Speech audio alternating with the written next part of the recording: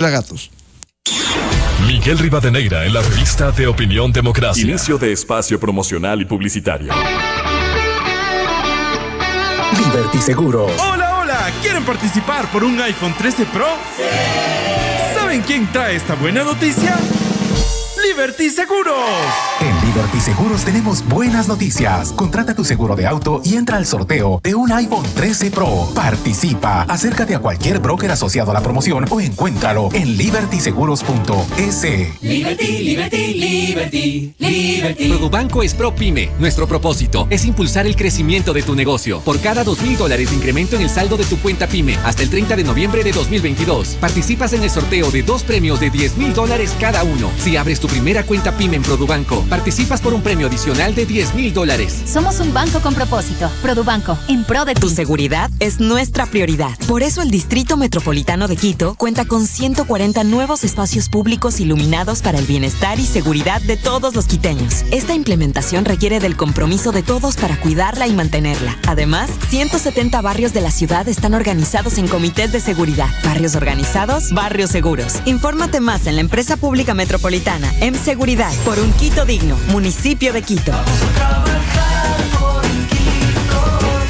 Autorización número 677, CNE, elecciones 2023. ¿Cansado de pagar arriendo? Dile adiós a la renta y haz la mejor inversión de tu vida. Llegó el día de asegurar el futuro de tu familia y de construir momentos inolvidables en tu propia casa. Ahorrar para la entrada de tu futura vivienda es muy fácil con Mutualista Pichincha. Abre tu cuenta de ahorros en Mutualista Pichincha y al tener un plan de ahorros, participas por una cocina o sala totalmente equipada. Habrá 6 ganadores. Mutualista Pichincha, 60 años construyendo tus sueños. Revisa términos y condiciones en mutualistapichincha.com. Que el amor por tu Renault sea vibrante, pero el camino que recorren sea suave. Aprovecha y cambia los amortiguadores posteriores por $149 más IVA o los delanteros por $199 más IVA. Agenda tu cita en www.renault.com.es con el respaldo de Automotores y Anexos. Aplican restricciones. Fin de espacio promocional y publicitario. A esta hora, la revista de Opinión Democracia presenta a Miguel Rivadeneira. Los protagonistas, las entrevistas, la búsqueda de la verdad. Miguel Rivadeneira, en la revista de Opinión Democracia.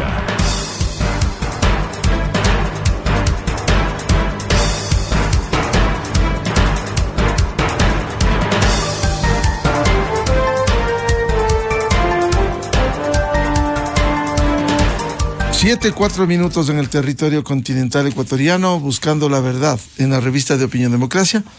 Queremos pasar al análisis del tema de los diálogos entre el gobierno y la dirigencia indígena, 90 días, el saldo del gobierno, y tenemos desglosado 218 acuerdos en 9 mesas cerradas al menos. 10 mesas temáticas hubo, 39 instituciones, más de 80 días de trabajo, que los 90 días que se anunció, y hubo algunos acuerdos por mesa. Se podría destacar 2, banca pública y privada, 6 acuerdos en este sentido, 5 acuerdos en el control de precios, 20 acuerdos fomento productivo, 10 acuerdos en energía y recursos renovables, 55 acuerdos en la mesa 6 de derechos colectivos, 33 acuerdos en la mesa 7 de seguridad, justicia y derechos, 44 acuerdos en acceso a la salud, en la mesa 8, 27 acuerdos en la mesa de educación superior. Sin embargo, hay diversos puntos de vista, una visión de algunos crítica. El gobierno, Francisco Jiménez, el ministro, destacó este acuerdo. Sin embargo, hay algunas inquietudes, algunas observaciones que hemos observado en estos 90 días. ¿Cuál es el saldo? Uno de los mayores saldos tiene que ver con la impunidad. ¿Qué pasó? ¿Qué pasó con los responsables, actores de esos 18 días de violencia, de vandalismo en el Ecuador en junio pasado? El se logró identificar a los responsables de contaminar con aceite el agua potable de Ambato, los nombres de quienes fueron grabados azotando a un taxista que dejaban claro que si ellos no decían paro, nadie podía salir a trabajar para llevar el pan a la familia. ¿Cuáles son los responsables del incendio del cuartel del Puyo? Un incendio con una acción violenta. ¿Quiénes fueron los responsables de ese atentado criminal aquí en la vía a la mitad del mundo hacia Calacalí, cuando pasaba un convoy de militares protegiendo al sector productivo para que no se deje desabastecida a la población?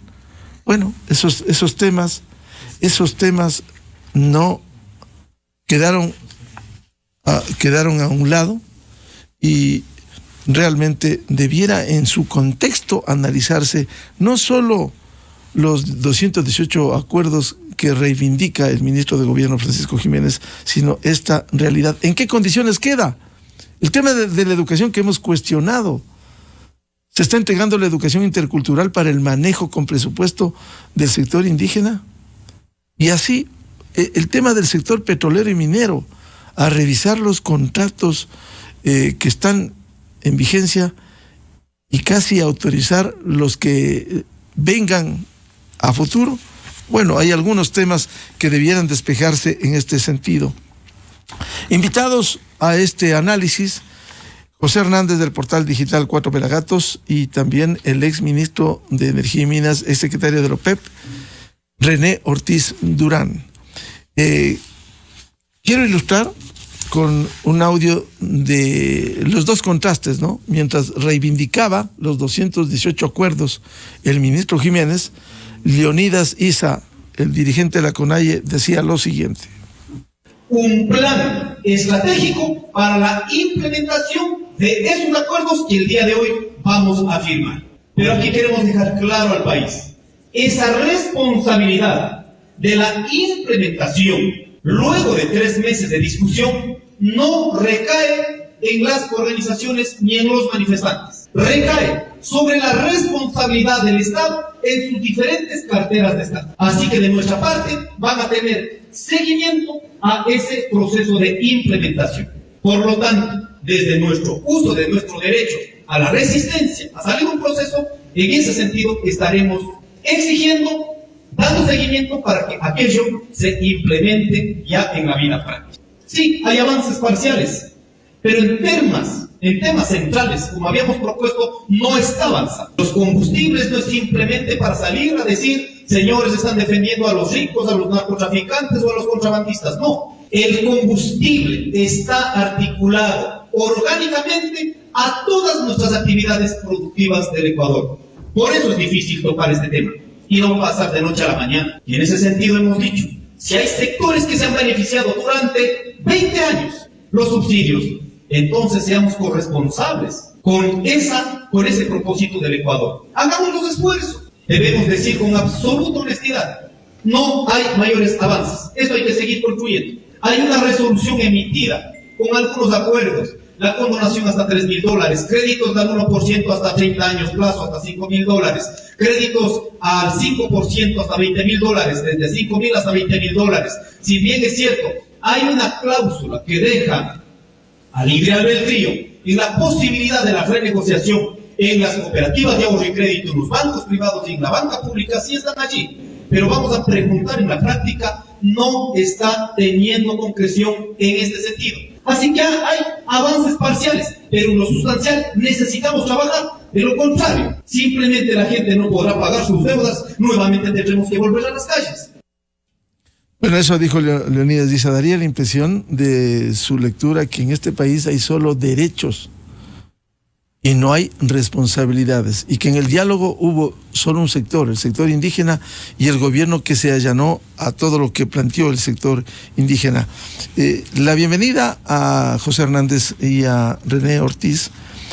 José Hernández nos ilustró este lunes con un análisis precisamente en el enfoque respecto de esta situación y titulaba, y sí, el gobierno la jodió. ¿Por qué la jodió José Hernández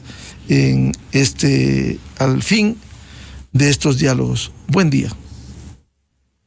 Gracias, Miguel. También para René y toda la audiencia de Radio Democracia, también muy buenos días y muchas gracias por la invitación. Buenos días.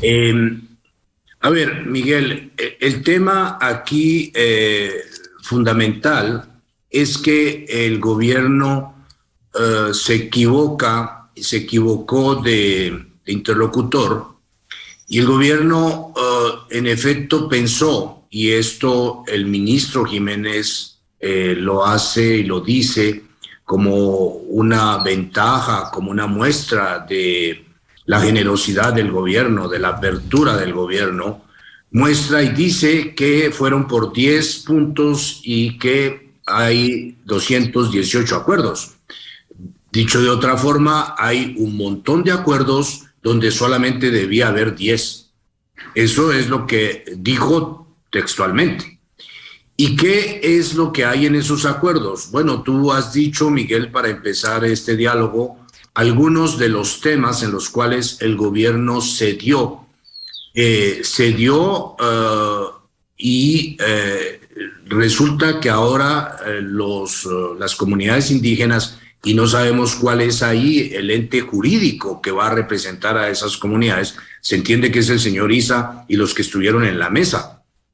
Ellos van entonces a estar en mesas que van a determinar políticas petroleras, políticas de minería, políticas, incluso la ley de Petroecuador, en unos temas, y que, por ejemplo, en el tema que tú dijiste, el tema de la educación intercultural bilingüe, pues pasan ellos a tener el absoluto control de toda la educación bilingüe que tiene, Miguel, hay que recordarlo, 152,000 niños, que tiene 9,001 docentes, que tiene 1,736 instituciones, escuelas, y que tiene $133 millones de presupuesto.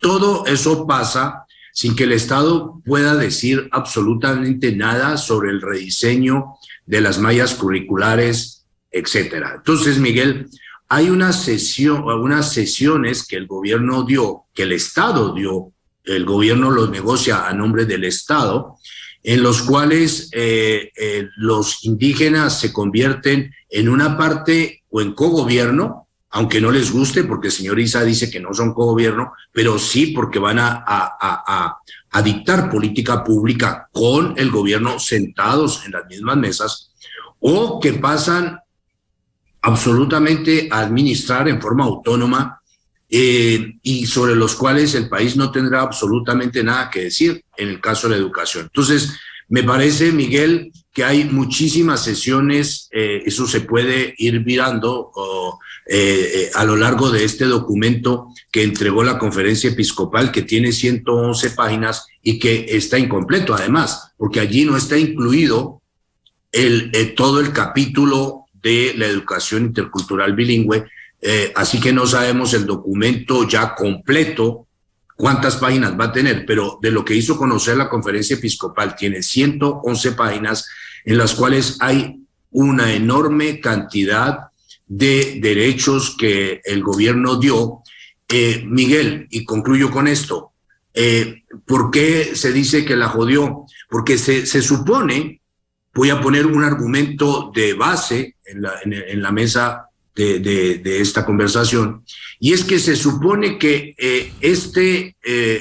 esta dirigencia indígena llega a unas mesas después de un paro que se suponía era para lograr mejores condiciones para las comunidades, y resulta el gobierno negociando el programa político de la CONAIE y del señor Issa en particular. Eso es lo que se termina haciendo.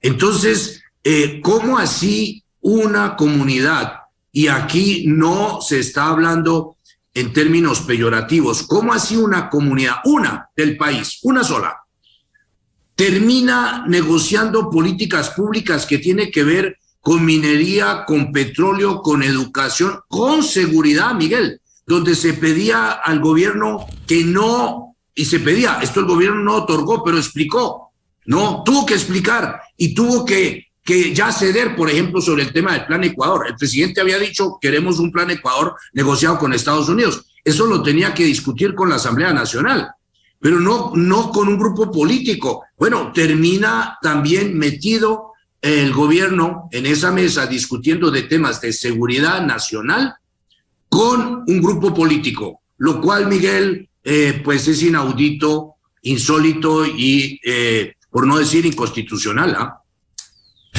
Bien, luego de la exposición de José Hernández, quiero saludar al doctor René Ortiz. ¿Cuál es su lectura inicial respecto de estos acuerdos y luego para profundizar en su especialidad, los acuerdos en el tema petrolero? No hubo focalización de combustibles, el tema minero, la contratación.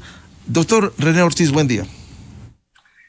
Muchísimas gracias por la invitación, Miguel. Permítame saludar primero a José y, por supuesto, a su distinguida audiencia. Yo voy a tomar el camino de la institucionalidad. Yo creo que nos acaban de dar todo este proceso de negociaciones, entre comillas, entre este grupo de comunidades indígenas lideradas por la CONAIE y el gobierno nacional, bajo la tutela o el paraguas de la Iglesia Católica, nos han dado una oportunidad de restaurar la institucionalidad.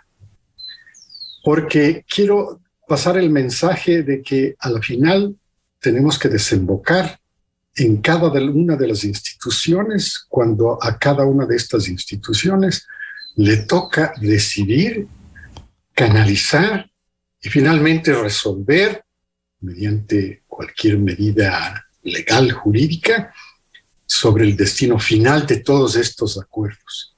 Porque muchos de estos acuerdos implican cambios de leyes. Quiere decir que hay que preparar una reforma legal, y esa reforma legal ya no cae dentro de la jurisdicción propia del Ejecutivo, sino que va directamente a la legislatura, e inclusive hay otras consideraciones que caen dentro del ámbito de otras instituciones.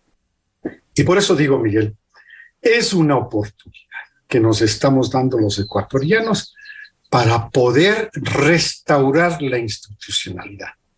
Daría la impresión, y en efecto coincido con muchos de las opiniones de los medios y particularmente de los Cuatro Pelagatos y principalmente de José y Martín Pallares, que se han pronunciado sobre estas materias, en las que coincido con ellos, ¿no?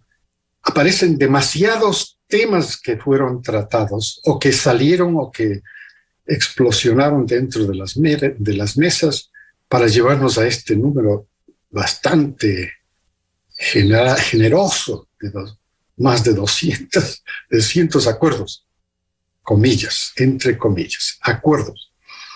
Quiere decir que le dan también, y nosotros ya lo planteamos, Miguel y José, ya lo planteamos.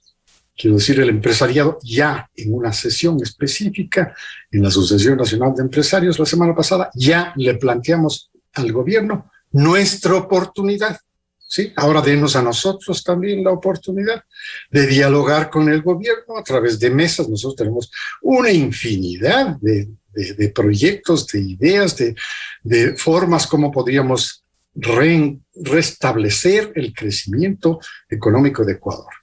Y esta es nuestra oportunidad. Y entonces aquí viene un grupo, ¿no? Un grupo importante, porque es el que verdaderamente apoya, genera trabajo, genera inversión, genera un clima en el cual se deben desarrollar estas, que van pegados a los otros de las comunidades indígenas. Sí, claro, por supuesto.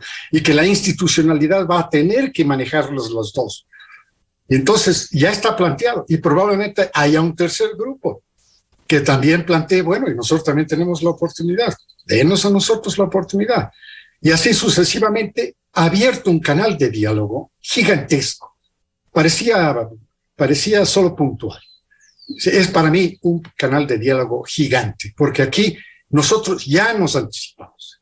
Y yo aprovecho de esta oportunidad, Miguel, para pasar el mensaje. Nosotros, a través de ANDE, la semana pasada, a quien participó en una sesión con nosotros, se lo planteamos para que se lo plantee al gobierno nacional, que ahora le toca al empresariado sentarse, crear las mesas de diálogo, y nosotros también tenemos el mismo derecho que las comunidades indígenas. Ellos son el 7%, nosotros probablemente somos el 6 o el 8 o lo que sea, o menos lo que sea, pero a la final somos una parte sustancial de todo este entramado que nos quiere sacar a nosotros de este estancamiento. Si estamos viviendo un estancamiento, no son buenas las cifras de crecimiento que nos presentan tanto el gobierno nacional como el Fondo Monetario Internacional, como el Banco Mundial y otras agencias internacionales. Dicen que 2.7 no es suficiente. Bueno, no es suficiente, es cierto. Yo recuerdo haberles escuchado en el programa la semana pasada, el viernes, justamente a Vicente Albornoz en su programa, señalar que 2.7 no está mal. No es lo que aspiramos 4, por supuesto, y lo que aspiramos 7, claro, para verdaderamente colocarnos dentro de ser los punteros en el cambio, en el crecimiento económico. No, se necesita 6-7%, y no es de ahora esto ya lo venimos discutiendo desde antes, que ese es el camino, para poder llegar a ser una economía parecida a Portugal. Es parecida a Portugal. Bueno, entonces estamos apuntando a esto, y estamos apuntando desde hace tiempo. Pero nosotros estamos saliendo de una pandemia, estamos entrando en una recuperación, yo lo quiero poner en ese contexto, una recuperación económica. No hay reactivación, recién nos estamos queriendo recuperar. 2.7% no es malo, debería ser mejor, y hay que ver cómo convertir a esto en mejor. Por eso la oportunidad de abrir el diálogo a otros sectores importantes, como el sector empresarial. El sector empresarial también necesita la tranquilidad para hacer inversiones, porque también tiene esa posibilidad de ser una parte activa del devenir de la nación. No solamente los indígenas tienen algo que decir porque se toman las calles. Bueno, ellos tienen una manera de declararse, bueno, se toman las calles, se toman las carreteras, paralizan el país, asaltan, roban, causan una serie de caos. Bueno, ese es su modo. El gobierno tiene las reglas para poder manejar esto. No necesariamente esas reglas están apegadas o correlacionados con el trabajo que debería hacer la Asamblea. No, bueno, por eso la Asamblea está calificada, creo que no más de un 3.5% de credibilidad, y el gobierno tiene solamente un poco más. Pero seamos concretos. Tenemos ahora la oportunidad de que también el gobierno nos abra a nosotros el derecho de poder dialogar, plantear como sector importante del crecimiento de la nación del futuro crecimiento de la nación, que nos dé la oportunidad de sentarnos en no una, porque habrán varias mesas, inclúyanse probablemente muchas de las mesas o acuerdos que serán discutidos en esta oportunidad que nos brinda el gobierno, que están ya acordados, entre comillas, con los movimientos indígenas. Y quiero finalizar este primer comentario, acordados con los indígenas, porque hay que regresar a la institucionalidad. Esta es la oportunidad y nos tienen que dar. Es decir, si hay necesidad de que un acuerdo sea discutido a nivel de la legislatura, pues ese es el camino. Muy importante lo que dice, regresar a la institucionalidad en una institucionalidad tan débil que hay en el Ecuador. José Hernández, si Leonidas Diz habla de acuerdos parciales y que queda abierto el levantamiento, ya sabemos la pedagogía que él hace, y ya dijo, vamos a llevar a que se pronuncien los pueblos, él recogerá lo que diga él, y finalmente volverá esta suerte de incertidumbre en el país. En la práctica, ¿cómo desarrollar la aplicación de estos acuerdos que de alguna manera aspira, de manera parcial, que se cumpla la dirigencia indígena? A ver, Miguel, Primero, no entiendo mucho lo de René cuando dice que hay que volver a la institucionalidad. Me parece que lo que ha hecho el gobierno es abrir la puerta a un mayor caos. No, porque claro, René tiene razón en decir ahora los empresarios. Bueno, pero también los médicos, pero también los ingenieros, pero también los estudiantes, pero también, bueno, las amas de casa, pero también, o sea, esto va a terminar en una cacofonía absoluta. Es decir, va a haber, yo creo que lo que el gobierno ha hecho es abrir la puerta a mayor caos. Porque si el 7%, ¿no? Esto en estadística demográfica es así, según el censo del 2010. Estamos hablando de que ahí se dice que los indígenas o las personas reconocidas como tal o que se decían ser indígenas es el 7% de la población. Bueno, estamos hablando, Miguel, de que al año y casi medio de un gobierno elegido en las urnas para aplicar un proyecto, un programa político, estamos hablando que ese gobierno le está dando absoluta prelación al 7% de la población.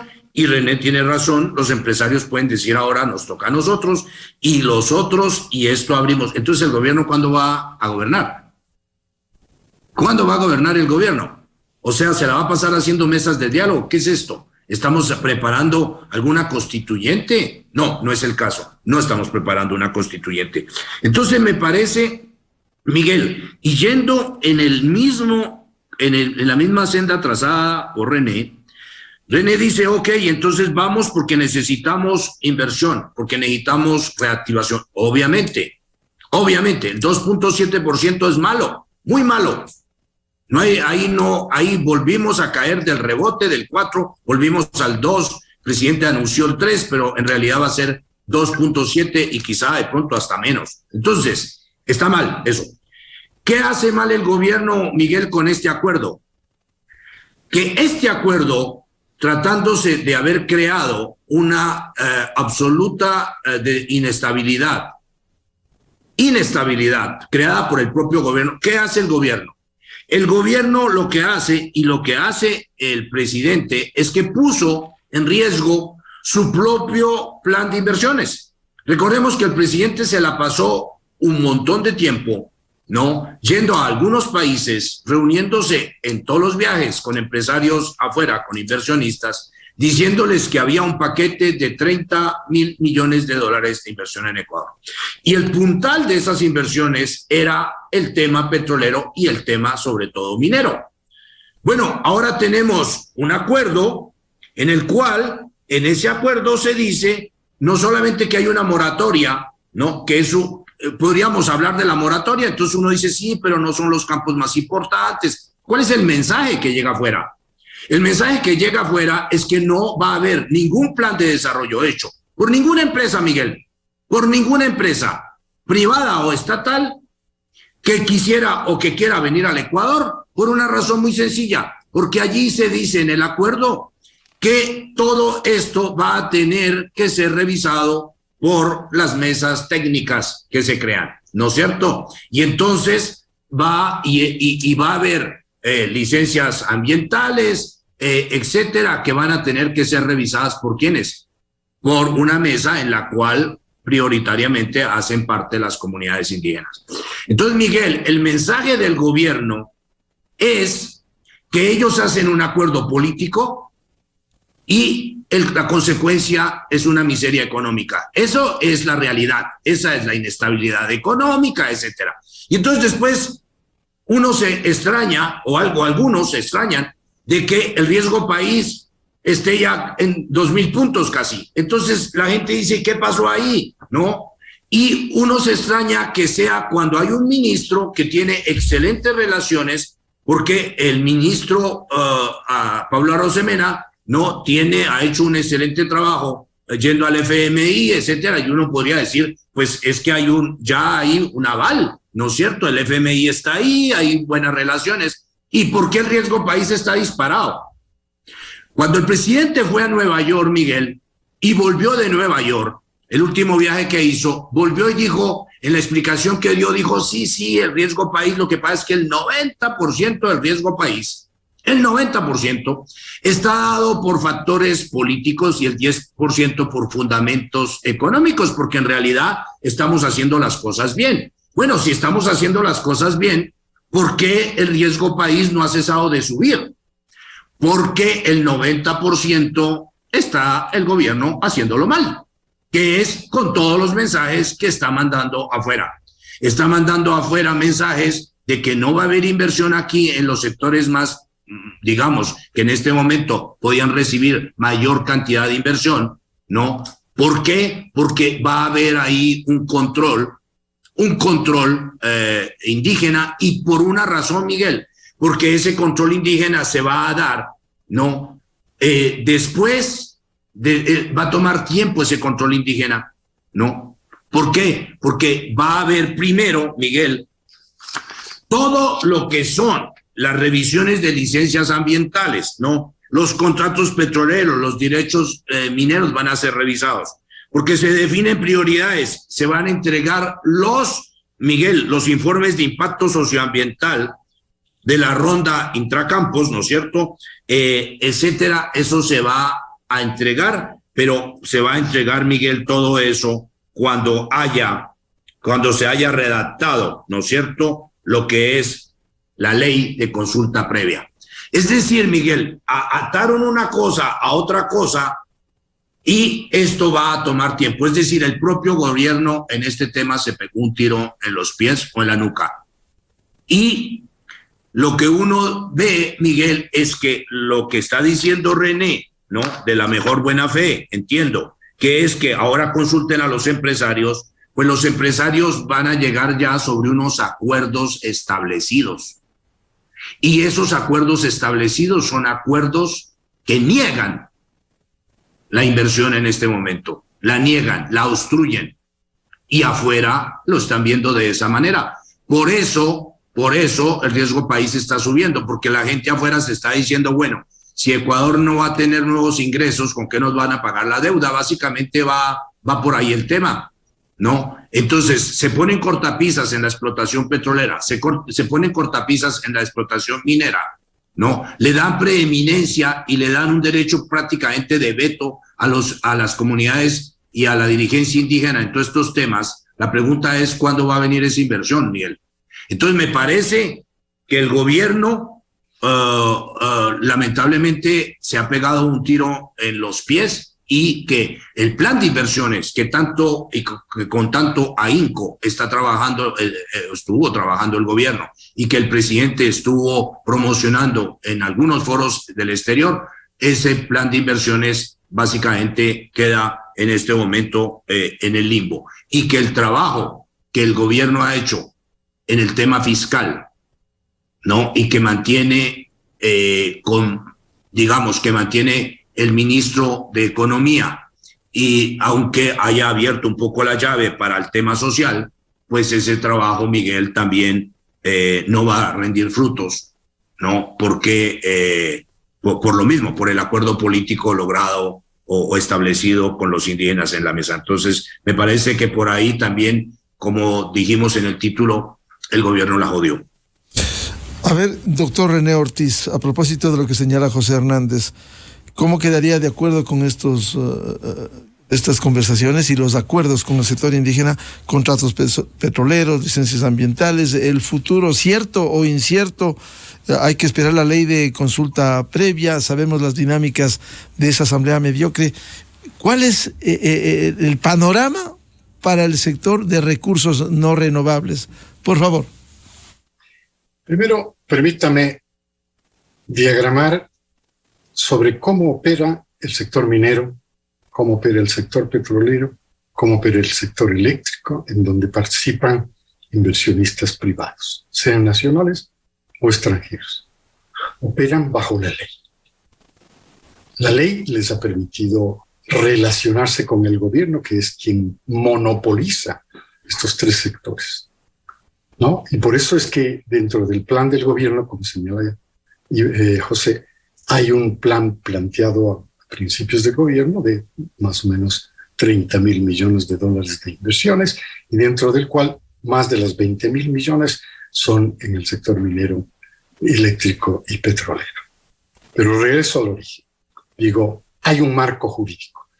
Estos inversionistas, estas operaciones no se hubieran logrado si no estuvieran legalmente constituidas. Hay que partir de eso.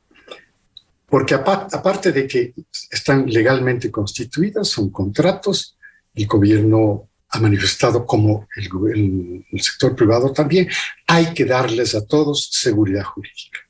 La moratoria, para ir directamente a la respuesta, como ha sido planteado por estas mesas de negociación y estos acuerdos, la moratoria es una suspensión. Vamos a suspender por el momento. ¿Qué van a suspender? Una tesis, la tesis planteada por el gobierno, que es una tesis de futuro. Es decir, el gobierno quiere invitar al inversionista internacional, al nacional, a que invierta en el Ecuador en más o menos 30.000 millones de dólares. Este es el planteamiento gubernamental. La moratoria que se ha acordado dentro de estas mesas de negociación con los indígenas liderados por ISA es una suspensión. Porque dice, y pone como condicionante, y lo trae a colación perfectamente José. Dice, la consulta previa. A ver, ¿qué es la consulta previa? La consulta previa es parte de un tratado internacional. Se llama el Convenio 169 de la OIT. Este convenio tomó 20 años en negociarse. Finalmente se terminó la negociación, finalmente los países pudieron aprobarlos y finalmente los países pudieron ratificarlos. Que hay un tratado que hay que respetar. En ese tratado, todas estas pretensiones indígenas y de los anti-extractivistas, aquí hay que ponerlos también con los títulos que deben tener, los anti-extractivistas quieren introducir una condición, que es el consentimiento. No hay el consentimiento. En el Tratado Internacional que ha guiado toda esta estructura jurídica sobre la cual se manejan las relaciones gobierno con comunidades, gobierno con otros gobiernos seccionales y así sucesivamente con la sociedad civil, habla de la consulta previa. La consulta previa es cómo trasladar conocimiento. Esto es educativo. Yo sí creo que aquí, puedo resaltar haciendo un paréntesis, yo sí creo que dentro de estas mesas de negociación se entablaron con los indígenas, hubo un proceso educativo. Yo creo que ambos lados aprendieron. Los unos porque recién comienzan y los otros porque estaban demandando algo que no entendían ni ellos mismos, pero han ido aprendiendo. Les falta mucho por aprender. A mí me parece que el indigenado tiene que ser educado y el liderazgo del indigenado tiene que también ser educado.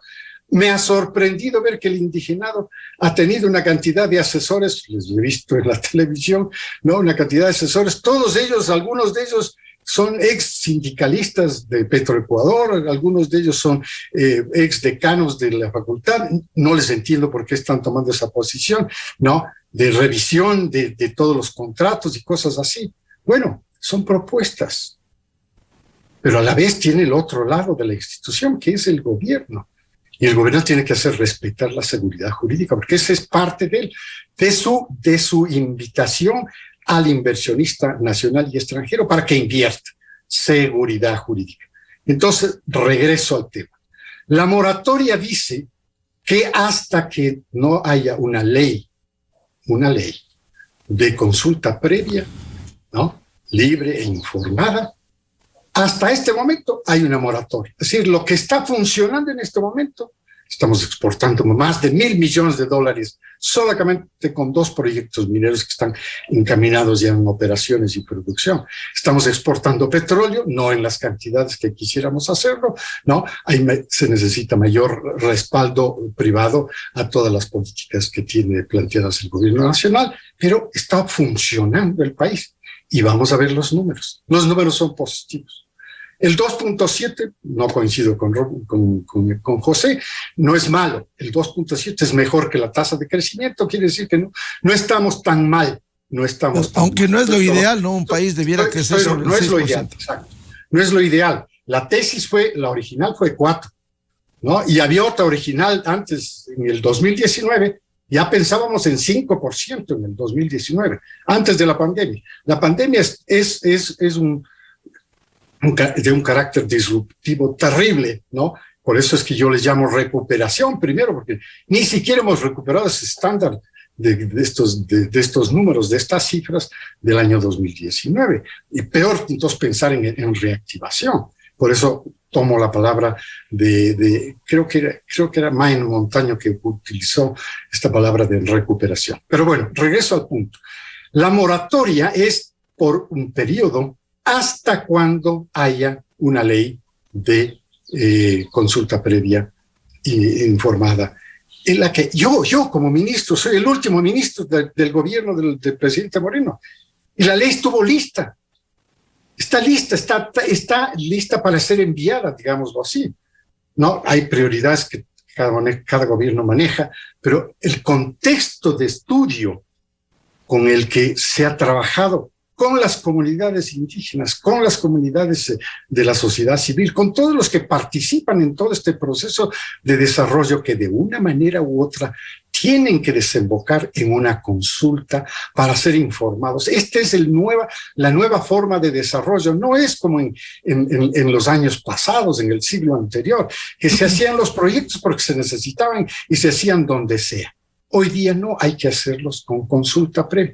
No está definida per se, pero hay un marco jurídico mucho más importante, que es el tratado mismo, el tratado internacional del convenio 169 de la OIT. Ese es el que marca todo.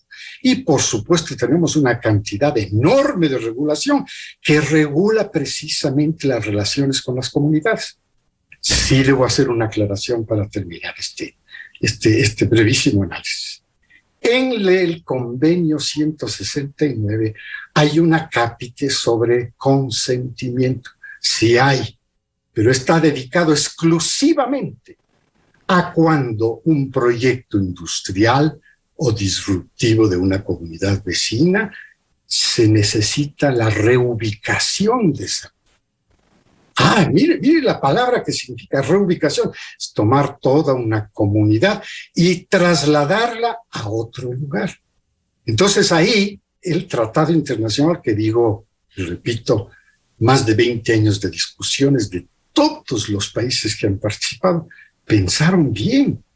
Dice, no, pues en este caso la disrupción es tan grande que debe haber consentimiento. Entonces sí hay el acápite correspondiente a consentimiento, pero este está dedicado solamente al caso de que si hay que reubicar a la comunidad, hay que pedirle el consentimiento. Doctor René Ortiz. Pero en los otros casos no hay necesidad. Hay que consultar, hay que informarles bien, precisamente para establecer esa relación. Y vio usted, a la final, las relaciones en la industria petrolera, que nació un poco antes que la industria de escala industrial, quiero decir, minera, nació un poco antes. Esta industria se ha logrado mantener. Quisiéramos haber hecho algo más. No es fácil, porque de todas maneras hay movimientos, hay organizaciones no gubernamentales anti-extractivismo que influyen muchísimo en ciertas comunidades. Entonces están paralizados, créame, están paralizados inversiones de contratos firmados por las compañías petroleras internacionales con 40, con 50, con 60 millones para poder ir aumentando la producción, y están paralizados porque no han tenido una respuesta favorable de parte de las comunidades. Doctor Ortiz, un comentario respecto de los 10 acuerdos que le voy a resumir en la mesa 5 de energías y recursos naturales. Moratoria de 1 año o hasta contar con normativa de consulta previa en 15 bloques petroleros. No se otorgarán títulos mineros hasta contar con normativa de consulta previa. No se otorgarán licencias ambientales hasta contar con normativa de consulta ambiental. Revisión de la propuesta legal a la consulta ambiental. Levantamiento del proyecto de ley de consulta previa, libre e informada. Levantamiento del proyecto de ley de Petroecuador. Reforma a la ley de hidrocarburos y ley de minería. Evaluación integral de expedientes mineros e hidrocarburos. Revisión en mesa técnica conjunta de pasivos ambientales. ¿Cómo va a impactar esto? Claro, impacta desde el punto de vista de un mensaje, y esto tiene relación exactamente con lo que señalaba José. Impacta en el riesgo país. porque son señales que están mandando grupos que han probado ser disruptivos. Sí, señor, dañan el ambiente, el clima de tranquilidad. Pero llevamos 90 días que hemos tenido relativa tranquilidad en el país, ¿no? Esto también hay que contarlo. Y en esos 90 días, de todas maneras, ha seguido subiendo el riesgo país, porque no hay una respuesta favorable del liderazgo. En este caso, ya aparecen inclusive tomas de videos en las que en plenas instituciones como el Stock Exchange en New York aparece en pantalla el señor Issa haciendo sus propias declaraciones. Bueno, son puntos de vista de ellos. El hecho real es que el riesgo país se debe reflejar exclusivamente en el momento en que el gobierno tiene la intención de hacer una emisión de bonos. Entonces, claro, le va a costar si es que tiene esa intención. Y el gobierno ha dicho, no voy a hacer ninguna emisión. El gobierno está pagando, está honrando las deudas, está honrando el convenio con el Fondo Monetario Internacional. Deben venir más fondos de ayuda por parte de estos organismos una vez que vayan mejorándose los cumplimientos por parte del gobierno nacional, pero démosle el chance que se sigan negociando. Por eso digo yo, este es el momento de la institucionalidad. Hay que recuperar la institucionalidad y por eso cada uno, y yo me hago eco de las observaciones que ha hecho José. Si los médicos necesitan sus propias mesas de negociaciones, tienen que darse. Si los empresarios necesitan, tienen que darse. Es decir, si el gobierno abrió la puerta del diálogo, que sea para todos.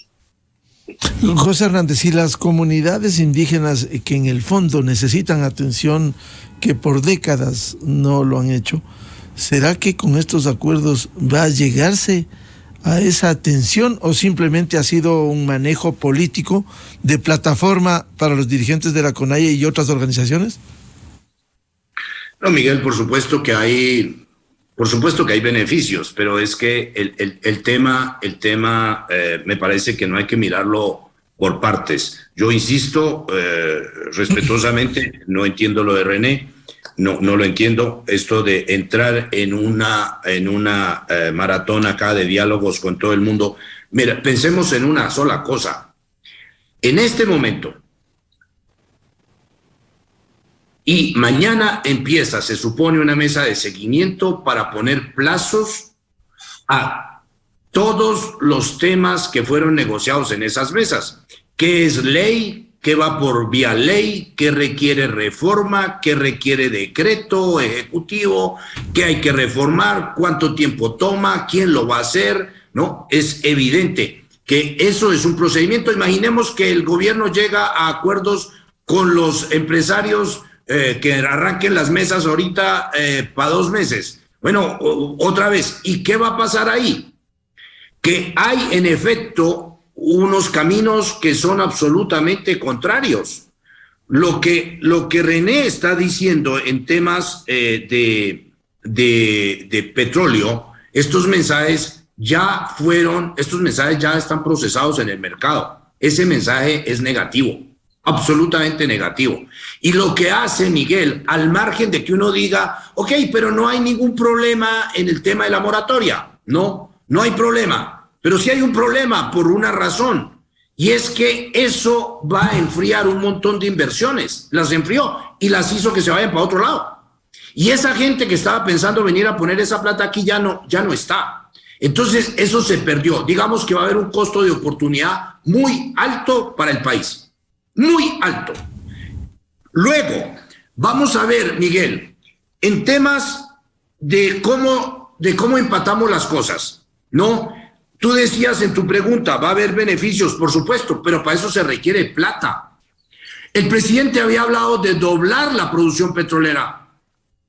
¿De dónde va a sacar la plata si no puede ampliar ningún tipo de frontera o de volumen petrolero en este momento a causa de esas negociaciones? No hablemos de que la frontera se amplía, pero hablemos de que se densifica la producción, que hay mayor cantidad de producción en los pozos. Bueno, ¿cómo se logra eso si no va a haber, si la gente está bloqueada, está parada? Entonces no va a haber eso, ¿no? ¿Cómo va a haber entonces la plata, Miguel, ¿Y cómo va a haber la reactivación? Yo parece que hoy vine a contrariar a René, no es mi intención, pero 2.7% en un país que tiene 7 trabajadores sobre 10, 7 personas con posibilidad de trabajar, que no tienen empleo adecuado, con un tema de pobreza crónica en el tema en capas bajas, con un problema de desnutrición crónica infantil. Se requiere plata, Miguel, se requiere mucha plata. Si el gobierno no la puede producir acá, y si el riesgo país hace que en este momento cualquier préstamo de afuera estaría por encima del 20% de tasa de interés, por encima. La pregunta es, ¿no estamos en un círculo vicioso? ¿Cómo se llama eso? ¿Cómo se llama? Bueno, estamos en un círculo, nos atrapamos. Y estas negociaciones y estas sesiones del gobierno agravan el problema. Miguel, este tema debía haber sido manejado políticamente de otra forma. No, y quiero insistir, aunque la leche ya se derramó, pero quiero hacer esta acotación porque es un error político estratégico lo que ha cometido el gobierno nacional. Y lo voy a ilustrar en una frase. El gobierno tenía que haber dicho a las comunidades indígenas delante del país, con el presidente liderando, señores, vamos a ir por caminos vecinales, vamos a ir por producción agrícola, vamos a ir por riego, vamos a ir por créditos para la agricultura, vamos a trabajar en el tema de la educación. ¿Qué tiene que ver, Miguel, el proyecto político del señor Issa y sus compañeros con toda la negociación que se hizo? El gobierno debía haber separado las aguas. Unos temas son, en efecto, las necesidades básicas de las comunidades, que como comunidad nacional se deben atender, pero por supuesto. Y otro es el proyecto político del señor Issa, que tenía que ir a las urnas, no a las mesas de diálogo. ¿Cuándo y cómo se les ocurrió que tenían que aterrizar ahí? Cuando uno lee que ellos tienen que ver con la seguridad ciudadana, que ellos tienen que ver con la seguridad del Estado, que ellos tienen que regentar y mirar qué va a pasar en las cárceles. Miguel, uno dice, pero esto, ¿qué pasó? O sea, a ver, pellízcame, a ver si estoy despierto. O sea, ahí hay un tema de política extraviada, absolutamente extraviada. Y el costo va a ser inmenso para el gobierno, para el país, Miguel, porque con todo lo que se ha hecho es bloquear las inversiones, generar un clima de inestabilidad y de inseguridad jurídica. Y ese es el mensaje. Cualquiera puede decir, no hay inseguridad jurídica, miremos bien, etcétera. Eso no es, la economía no funciona así. La economía funciona por percepciones y las percepciones afuera están creadas y adentro también. Que hay un gobierno que ahora va a cogobernar con los indígenas y que para un montón de decisiones va a tener que pedir el permiso del señor Issa y de sus amigos. Miguel, la leche está derramada, el daño se hizo. Y no se puede devolver, José, porque voy a citar el caso de la educación. Traspaso de 1.736 instituciones educativas al sistema de educación intercultural bilingüe y presupuesto para su mantenimiento. Cito uno de los tantos acuerdos en la mesa de derechos colectivos. ¿Cómo se va a hacer eso? ¿Se va a entregar para que ellos regenten? Por supuesto, así está puesto, Miguel, porque hay un punto, ¿no es cierto? Hay un punto, déjame encontrar la formulación exacta de ese punto, ¿no? Que dice que el primer punto, ¿no es cierto?, dice que el gobierno, o sea, que es garantizar el ejercicio de la, garantizar el ejercicio de la autonomía completa y política del sistema intercultural bilingüe y etnoeducación. ¿Está claro? Garantizar el ejercicio de la autonomía completa y política. ¿Qué quiere decir? Ya, o sea, garantizar la autonomía quiere decir que se les entregó, Miguel, por supuesto, está firmado. No, entonces, el gobierno para comprar tiempo, ¿no? Esto de que llevamos 3 meses sin paro, ¿no? Es que no deberíamos estar pensando así. No, esto está mal. es que está mal, todo está mal, Miguel. El gobierno no puede, un gobierno en democracia no puede vivir amenazado, no puede vivir bajo la bota de nadie que no sea la ley. Y en este caso hay una decisión que el pueblo ecuatoriano tomó al elegir al señor Lasso, que no les gusta a algunos o que no nos gusta a otros. Eso no es el problema, para eso hay plazos, para eso hay formas de hacerle sentir a un gobierno que se está descontento, que rectifique, pero no para imponerle el proyecto de un partido que ni siquiera ha ganado eso en las urnas, Miguel. Porque es que ese es el enorme problema acá. O sea, que tenía que pedirse para caminos vecinales, para mejorar la educación, pero por supuesto, para no tener todo este tema de la desnutrición crónica infantil en los niños. Miguel, eso es una urgencia, eso es un deber de la democracia. Pero ¿cuándo y cómo el señor Issa quiere que se le apruebe su programa en unas mesas de diálogo porque amenaza a un gobierno? Miguel, eso es lo que está mal. Y eso es lo que no terminamos de entender como sociedad, que no puede ser así, sino entonces estamos suspendiendo las elecciones. Las próximas elecciones para el 2025 no hagamos. El país se ahorra ahí 80, 100 millones de dólares. Y vamos y le preguntamos al señor Issa quién quiere poner ahí. Y se acabó el problema. A eso vamos a llegar.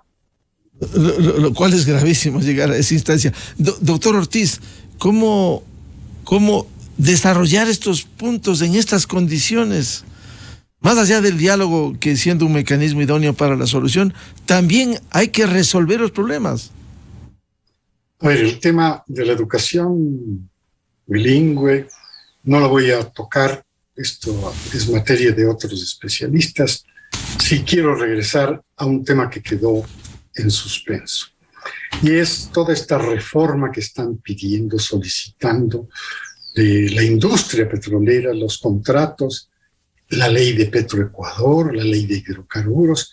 Todo esto es tesis, ¿no? Y todo esto descansa en responsabilidades y jurisdicciones distintas que las del Ejecutivo.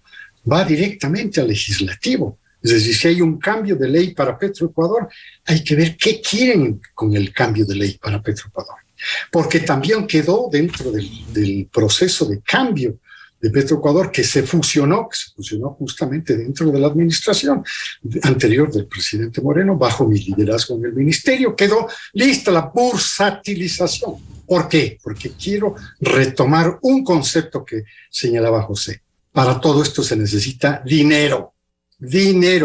Y somos un país pobre. No alcanza lo que se tiene, con la carga de impuestos que tenemos, no alcanza a cubrir todas esas necesidades. Y por eso es que todavía tenemos muchos pobres que atender, muchos vulnerables que atender. Y entonces aquí vienen las prioridades. Se tiene que hacer un cambio a la ley de Petroecuador, seguramente. No sé qué estará pensando el señor Issa, porque él no está educado para estas materias. Él está improvisando en todas estas cosas. Entonces yo no sé qué es lo que está pensando, pero estaba yo pensando en la administración anterior sobre el proceso de bursatilización. Es decir, convertir a una empresa que en este momento depende 100% de las capacidades financieras del gobierno central. Esto es un absurdo. Es decir, lo que se ha podido hacer, sostener la producción hasta este momento, es con el dinero que el gobierno le ha podido dar a Petroecuador, pero necesita mucho más. Y por eso es que la tesis que está utilizando el gobierno es que la haga, este nuevo camino, es con el sector privado. Allá está el dinero, allá está la tecnología, y está dicho, y así es el proceso. Lo que pasa es que estos procesos se pegan contra la pared cuando se tienen mensajes de esta naturaleza tan violentos como los que utiliza Issa, este líder indígena. Estas amenazas, no se puede vivir de amenazas, concuerdo con José. Este país no puede vivir de esa manera. Este señor, cada vez que le dan un micrófono, amenaza algo. Es decir, siempre cree que tiene que vivir amenazando. Bueno, esa es su formación. Por eso digo, tiene que ser educado, tiene que volver a tomar educación para poder entender que es el diálogo el que nos puede llevar a que sus comunidades indígenas, que merecen la oportunidad de subir, de crecer económicamente, socialmente, etcétera, etcétera, él tiene que dárselas, no pues amenazando, no pues paralizando al país, no, ese no es el camino. Entonces, ¿hay camino para Petroecuador? Claro que hay un camino. Ese camino ya lo hemos visto, lo vimos en muchas de las empresas estatales en Europa y funcionó, y funciona. Lo hemos visto en algunas estatales de Sudamérica. En el vecino país, Ecopetrol manejó un sistema de bursatilización perfecto. Yo he estado en conversaciones con la gente que manejó todo esto en Colombia y lo hemos visto en Brasil. Vamos, todas estas cosas sí se pueden hacer cambiando. Estamos buscando el cambio. Ahora, la reforma de la ley de hidrocarburos. Muy bien, que venga la reforma. ¿Qué quieren en la reforma? ¿Qué quieren? No sabemos. No dice nada, solamente es una declaración. Queremos cambiar la ley de hidrocarburos. No sé qué es lo que quieren cambiar. Queremos cambiar la ley de Petroecuador. No sé qué quieren cambiar. Yo ya les estoy dando un camino. Porque la única manera de capitalizar a Petroecuador para que viva, porque si no, no tiene futuro. Y repito, Miguel, si no, no hay futuro. La única forma es capitalizando. Y el gobierno no tiene la capacidad. Y la poca capacidad que tiene el gobierno la tiene que dedicar al sector social, que también está demandando el sector social y con mucho derecho, porque la pobreza también hay que sentirla. Entonces, en esto de las prioridades, Petroecuador pasa a un segundo plano. Y el segundo plano es vamos a tomarle un cambio distinto y tomando ejemplos de éxito, pero no vamos a tomar ejemplos de fracasos. Un programa de éxito es el de Ecopetrol en Colombia, clarísimo, es el vecino, en el cual se vendían las acciones en los supermercados. Y pasaba uno con las compras en los supermercados y le decía, no quiere comprar acciones de Ecopetrol. Y la gente decía, sí, véndame 100, o véndame 10, o véndame lo que quiera. Es decir, hay que introducir el cambio. Así estaba pensada la bursatilización. Se ha paralizado porque la administración de Petroecuador, la original, se empezaron a preocupar de un montón de otras cosas, que no eran necesariamente las que se pueden hacer con el poco dinero que tienen, porque tienen poco dinero, lo que a duras penas puede cubrir el gobierno. Y concluyo de esta manera.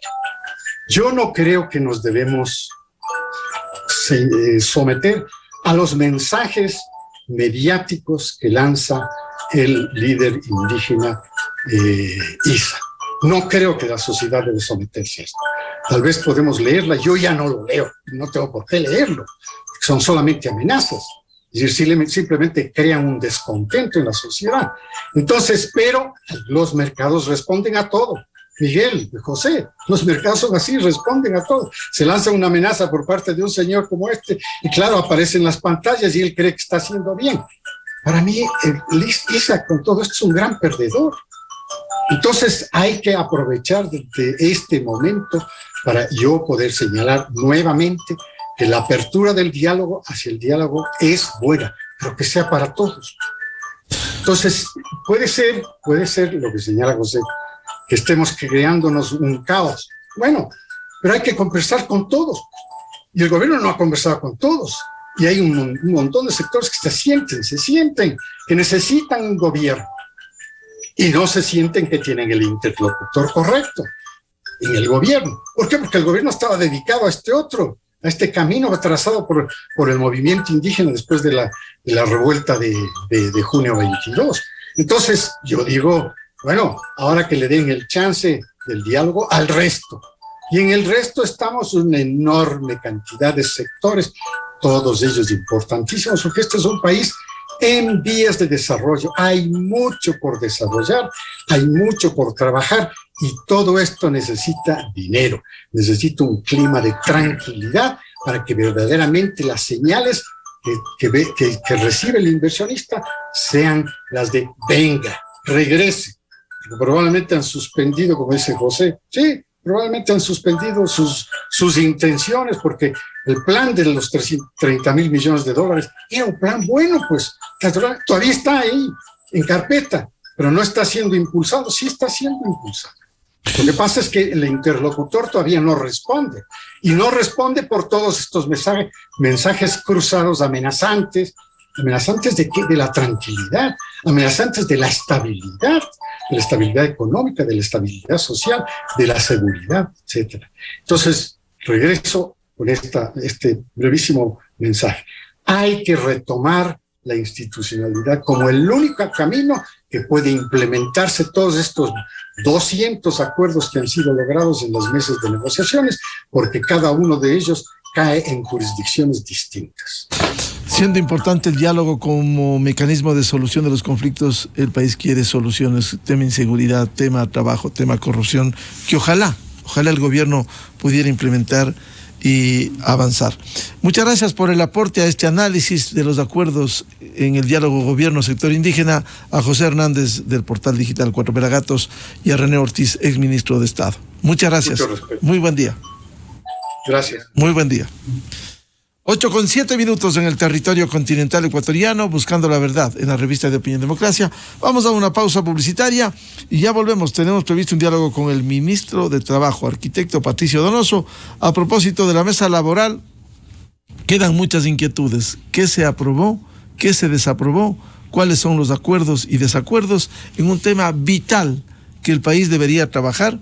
Llenar ese casi 70% quienes no tienen empleo pleno en el Ecuador.